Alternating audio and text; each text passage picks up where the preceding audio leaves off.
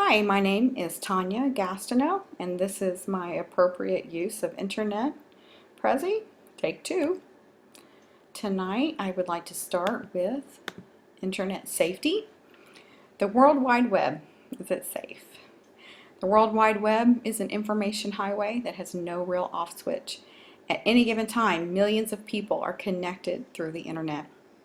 If we send our children, whether it be our students or our own children, onto the internet with no safety precautions, it's much like putting them on this highway with no stoplights, no direction, no stop signs, and just telling them good luck. It doesn't just affect our kids though, because nearly everyone from grandparents to young children now have access to the internet. If you're like me and you're ever around younger children, most of them can maneuver a tablet or a smartphone better than most adults that I know. And grandparents are probably going to be very trusting. So everyone involved needs to realize that there are safety precautions that we can do to keep everyone safe. What are some of those things we can do? Monitor our children's access. In a classroom, typically the teacher can see a screen, but these are some things that we can tell our parents as well.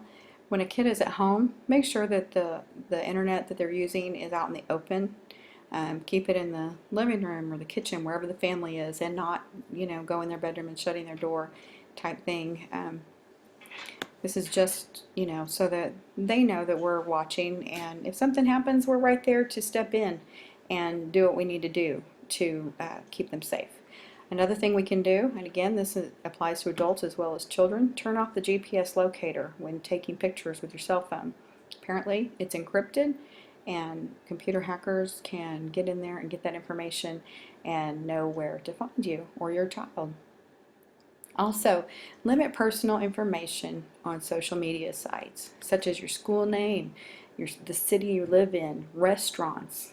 I've seen kids put their address or their phone number onto social media, and I don't think that they really understand how vital that information can be to someone that is trying to hunt them down. Also, don't be putting on there things like, hey, I'm home alone, my parents aren't going to be home until midnight, or parents are out of town for the weekend, or hey, we're going on vacation. These are things that are just announcing that your home is either completely empty and unprotected, or you or the child is sitting there unprotected. So really stress to them the importance of leaving those type of things private and not on their social media, because as many safeguards as we can set up on social media, there are always backdoors into that information. Another thing that we can stress to our parents to do is to set parental controls on phones and the internet. Either turn the phones off at a certain time at night, keep them out of the bedrooms, turn the internet off on their phones. And some of the reasons are, again, this isn't about not trusting our children, but it's about not trusting the ones that can have access to them. Kids that are going to be bullying or doing, trying to get your children to get involved with sexting. This is all going to typically happen when the parents are in bed, when they're not there, because obviously they're going to try to sneak around and not get caught. In our home, we're a pretty simple family, and my kids are fairly sheltered. And there have been times at night that I've had my daughter's phone and people have texted her things they shouldn't have, and she was innocent, but that person was not. And so because I had set these safeguards in place, I was able to respond to the instigator and put a stop to it immediately, and then my daughter didn't have to take care of that on her own. Most children want boundaries. We all know they need them. But whether they'll admit it or not, most of them want boundaries, and several times my daughter has actually thanked me for setting those boundaries up. She's 18 now. She's got pretty much full access to everything, but she's thanked me in the past for, hey, Mom, I appreciate you stepping in, because it eliminates her from being, the bad guy or whatever. So another thing we can do, and I know A lot of parents might scream and holler about this, but again, it comes down to protecting our children, and that is maintaining access to children's social media accounts. And here in our home, that means that I have passwords, and I can walk up and pick up your phone at any given time and get on your phone, check your friends, make sure they're people that I know, make sure it's people that I trust. Make sure that you didn't inadvertently accept a friend request from someone you didn't know, like my daughter did. She thought she was accepting a request from a family member, and turns out it wasn't. It was a grown man, and he had no business friending my daughter. She was about 13 at the time. So, again, these are tips we can tell our kids, but we certainly need to stress these to parents as well. Um, and again, it's not about making our kids out to be the bad guys, but it is our job as teachers and as parents to protect our kids from everything. And a lot of times I think people just think, oh, it's just a computer. It can't be that dangerous, but really it can be. And so we need to get this information out there to the parents and students alike so that they all can work together to maintain that safety. Another thing we can do is go to netsmart.org. I've got a lot of safety tips on there, and share that with your students, and keep an open line of communication with your students about internet safety. Next, we are going to go to legal usage, which discusses copyright laws, fair usage, and plagiarism. Cite your work. I kind of laugh at that because I have a hard time understanding with all of the plagiarism software that's available that we have people that would still plagiarize, but apparently they do. Hopefully it's inadvertently and they're not meaning to, steal anyone's work, but if you're going to put something into another piece of work, make sure you cite your source. So let's talk about copyright. Honestly, copyright is a little overwhelming to me. There are a lot of laws in place for that. But basically, if it's already in print, if it's already been recorded, whether it be audio or video, if it's a piece of artwork, if it's a picture, and you use it, it's got a copyright on it. And just because you find it on the internet doesn't mean you have fair game to use it.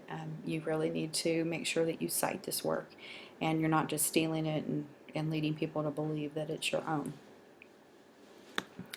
Another thing we need to talk about is ethical use on the internet. I saw the word cyber ethics when I was doing my research for this project, and while I did not look up its technical definition, when I read that I thought, that's just mainly about having good character while you're on the internet. Don't hide behind a screen or think that just because people can't see you that it's okay and that you can get away with it. And when I say you, I'm talking about teaching this to our students.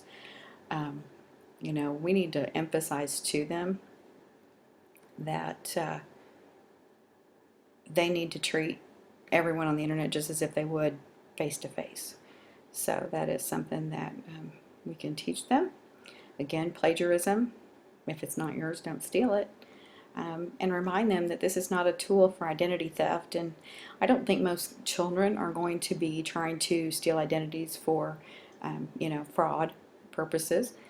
But what I have noticed that some kids do is hack into, social media accounts. And, oh, you've been hacked. But I've seen some very inappropriate things posted.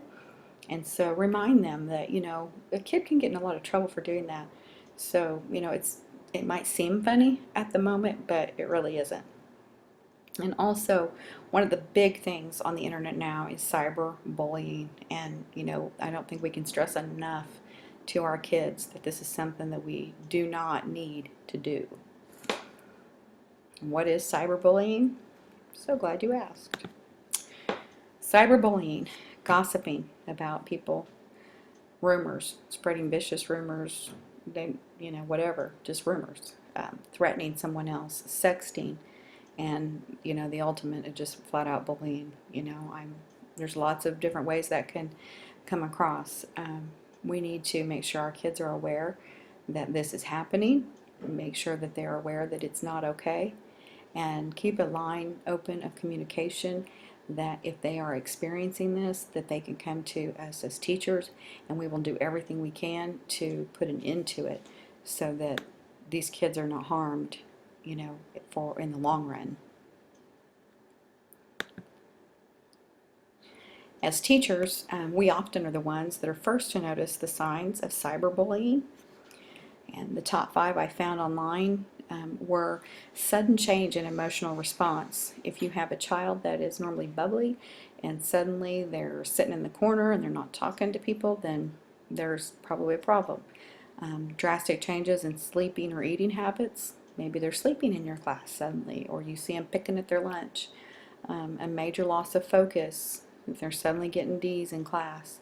Social isolation. If it's recess time and they're sitting by themselves and they've always been one to go play, pay attention to that. And if suddenly they leave their cell phones at home every single day, they can't find it, and they've always had it, then it's probably there's probably a problem there. And while those things can be, pointing to other things as well, make sure that you're just aware that that can be cyberbullying, and let your students know that you're concerned, and you're there to talk to them and help them through it.